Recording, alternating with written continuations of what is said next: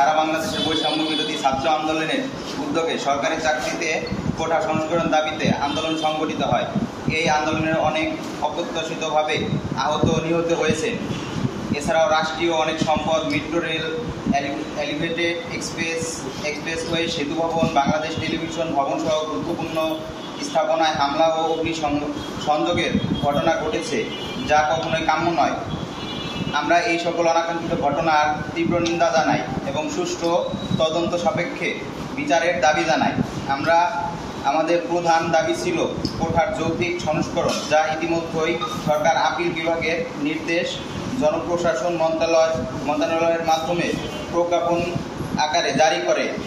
এখন সব ধরনের সরকারি চাকরিতে 93% মেধা কোটা এবং 5% মুক্তিযোদ্ধা কোটা এবং 2% অন্যান্য কোটা সাধারণ শিক্ষার্থীদের সদরে গ্রহণ করে।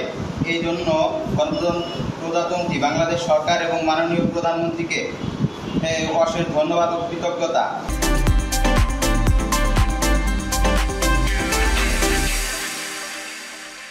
আমাদের শিক্ষার্থীদের যৌক্তিক দাবি সরকারের কর্তৃত্ব পূরণ হওয়ার বৈষম্য বিরোধী ছাত্র আন্দোলনের ফরিদপুর উদ্যোগে যে সমস্ত আন্দোলন কর্মসূচি গ্রহণ করা হয়েছিল তা প্রত্যাহার করা হলো।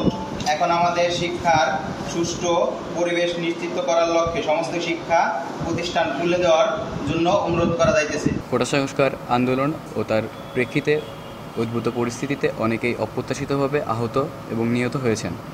তাছাড়া রাষ্ট্রীয় সংস্থাপনায় অগ্নিসংযোগ সহ নানা সহিংস ঘটনা ঘটেছে। আমরা এ সকল ঘটনার তীব্র নিন্দা জানাই এবং সুষ্ঠু তদন্ত সাপেক্ষে দ্রুত বিচারের দাবি জানাচ্ছি। আমাদের প্রধান দাবি ছিল কোটার যৌক্তিক সংস্কার, যা ইতিমধ্যে সরকার পূরণ করেছেন। এখন শিক্ষার সুষ্ঠু পরিবেশ নিশ্চিত করার লক্ষ্যে দ্রুত শিক্ষা প্রতিষ্ঠান খুলে সরকার দেওয়ার জন্য সরকারের প্রতি জোর আহ্বান জানাই। সার্বিক স্বার্থে আমরা এই মুহূর্ত থেকে আমাদের কর্মসূচি প্রত্যাহার করছি।